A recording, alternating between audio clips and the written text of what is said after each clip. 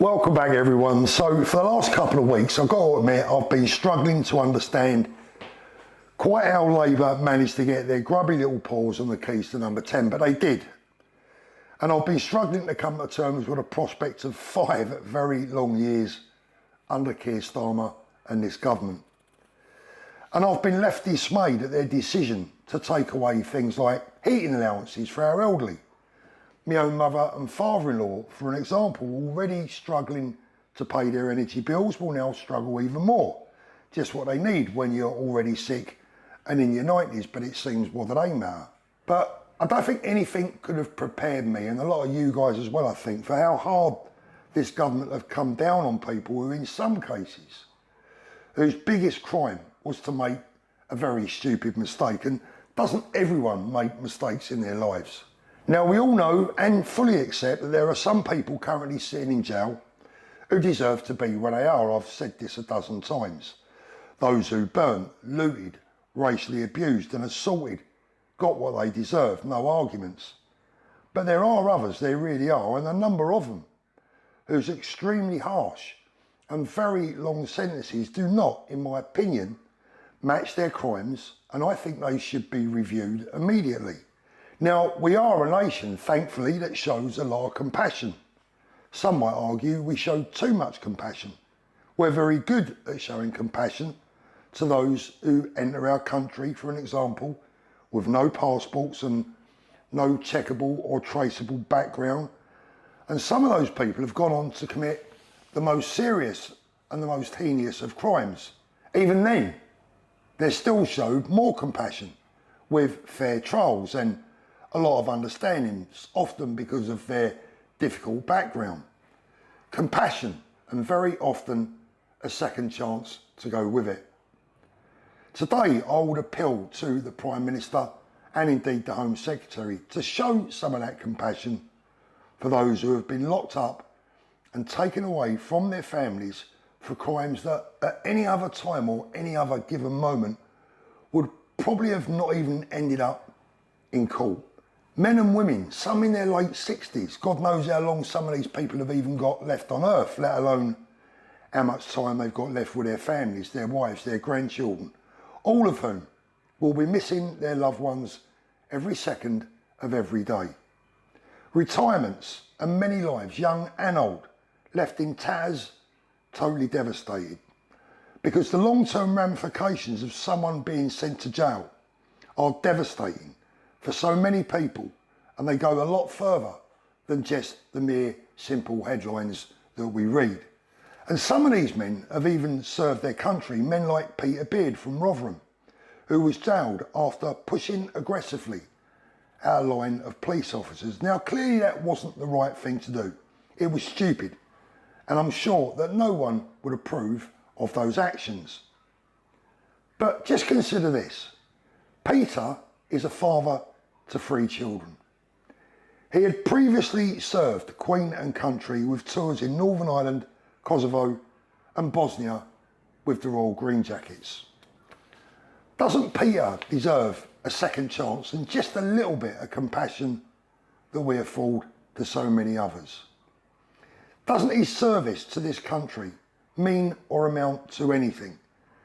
And as far as I'm aware, unless I've missed something in the reports that I've read, he didn't hurt anyone, he didn't steal anything, he didn't throw any bricks, and he hadn't racially abused anyone.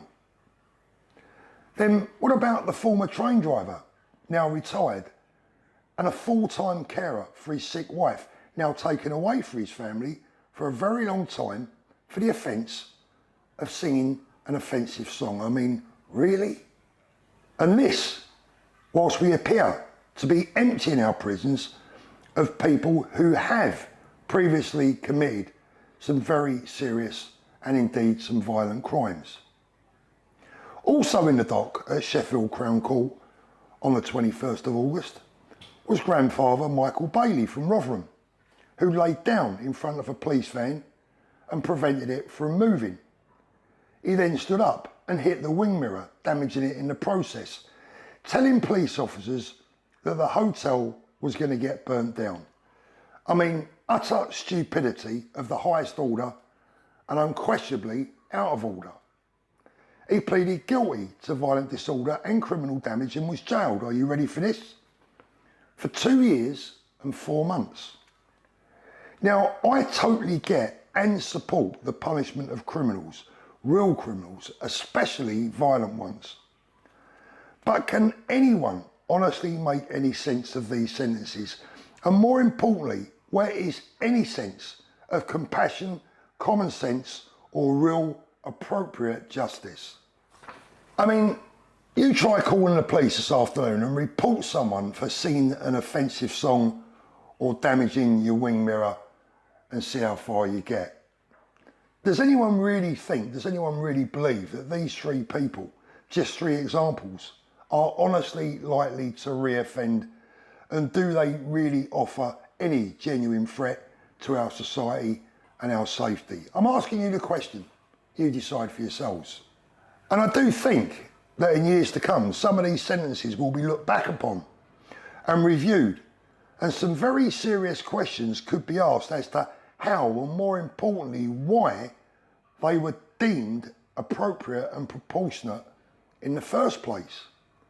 In my humble opinion, which I believe I'm still allowed to have, this wasn't a sledgehammer to crack a nut. This feels like political sentencing, the likes of which we've never seen in this country before. And it makes me very sad, and more than anything, it makes me feel quite ashamed. Look, these people did misbehave, there's no question about that. They did do something wrong. They clearly made a mistake and they should have known better. A hefty fine, some community service, or even both would certainly have been in order.